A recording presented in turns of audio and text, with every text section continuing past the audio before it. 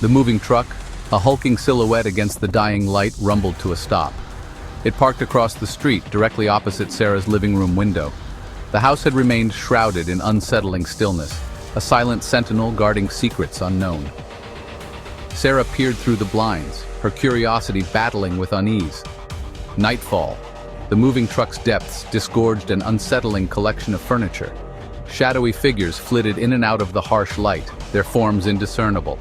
A chill snaked down Sarah's spine. The new arrivals brought an unsettling aura. Days melted into weeks. The new neighbors remained an enigma. Sarah's curiosity morphed into a gnawing worry.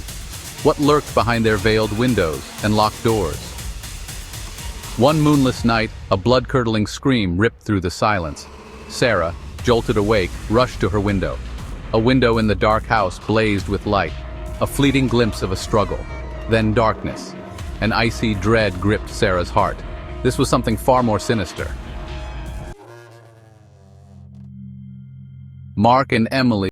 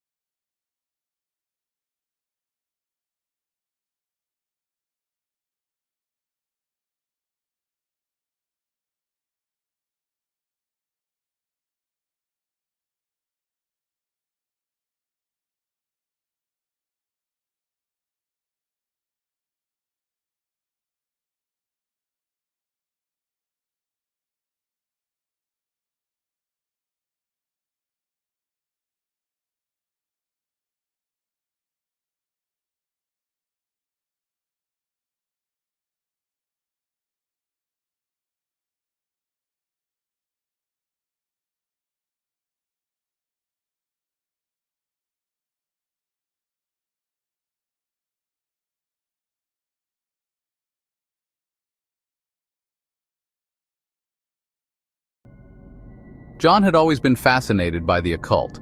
Moving into the old Victorian house, he felt he had found something extraordinary. The attic held a strange allure. John discovered a hidden compartment with ancient texts. They spoke of forgotten deities and rituals. Driven by curiosity, John experimented with the rituals. He drew symbols and chanted arcane words. The air crackled with unseen energy. One stormy night, John attempted the most powerful ritual. He felt a surge of power. Then the room plunged into darkness. Silence descended, broken only by John's heartbeat. He had made contact, but at what cost? Section 4, Blood on the Welcome Mat. The neighborhood buzzed with excitement over the arrival of the new family. The Harringtons, a picture-perfect unit of two parents and a pair of adorable twin girls, exuded charm and warmth. Their smiles were infectious, their laughter a welcome addition to the quiet suburban street. However, a darkness lurked beneath the veneer of normalcy. It started subtly. A single, blood-red handprint appeared on the Harringtons' welcome mat. Mr. Harrington, attributing it to a prank, scrubbed it away with a chuckle. The handprints multiplied, appearing with increasing frequency and in increasingly disturbing locations. Bloody handprints marred the pristine white walls of their home, the bathroom mirror, even the foreheads of the sleeping twin girls. Fear, cold and suffocating, seeped into their lives. One morning, the neighbors awoke to a scene of unimaginable horror. The front door of the Harrington house stood ajar, revealing a scene of unspeakable carnage. Blood painted the walls, the furniture, everything. Of the Harringtons there was no sign. Only a single blood-soaked message scrawled on the wall remained. They were never welcome. Section 5, The Collector. The old woman who moved in next door to young Daniel was an enigma. Her house, shrouded in perpetual twilight, exuded an odor of decay and neglect. Daniel, his imagination running wild, dubbed her the Collector. His suspicions seemed confirmed when he witnessed her late-night activities. Under the cloak of darkness, she would emerge from her home, her frail frame hunched over, carrying a weathered wicker basket. She would scour the neighborhood collecting lost and discarded objects, a child's forgotten toy, a broken picture frame, a single rusted key. One moonless night, driven by a morbid curiosity, Daniel decided to follow her.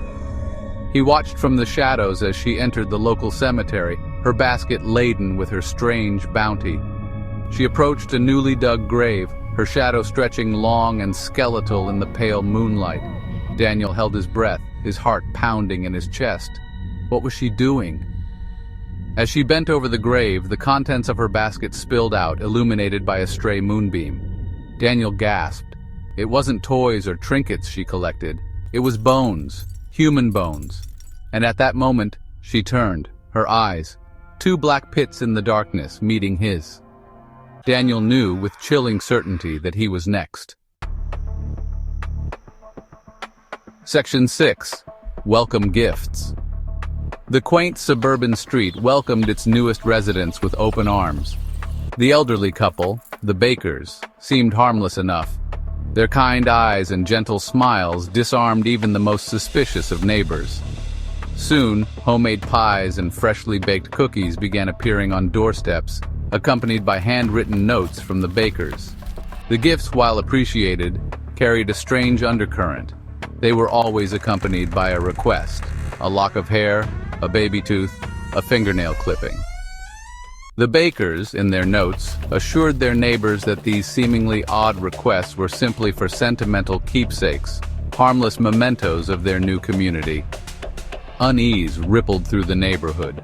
The requests became more insistent, the notes tinged with a subtle but unsettling desperation. Then the disappearances began. A jogger vanished from the park, leaving behind only a single running shoe. A child disappeared from his backyard swing set. The only trace of him, a single blood-stained mitten. The horrific truth dawned on the terrified residents. The Bakers weren't baking pies. They were baking people. And the missing body parts weren't for keepsakes. They were ingredients. Section 7. Unanswered questions. The stories, whispered around campfires and shared in hushed tones, served as chilling reminders.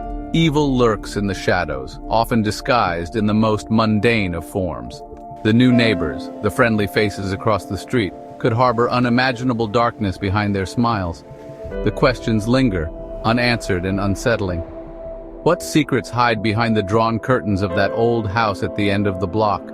What lurks in the hearts of those who dwell in the shadows? And most importantly, how do you protect yourself from something you can't even comprehend? The next time you welcome new neighbors, remember these tales. Be wary of the shadows. Be wary of the whispers. And above all, be wary of the gifts they bear. For they may come at a terrible, terrible price.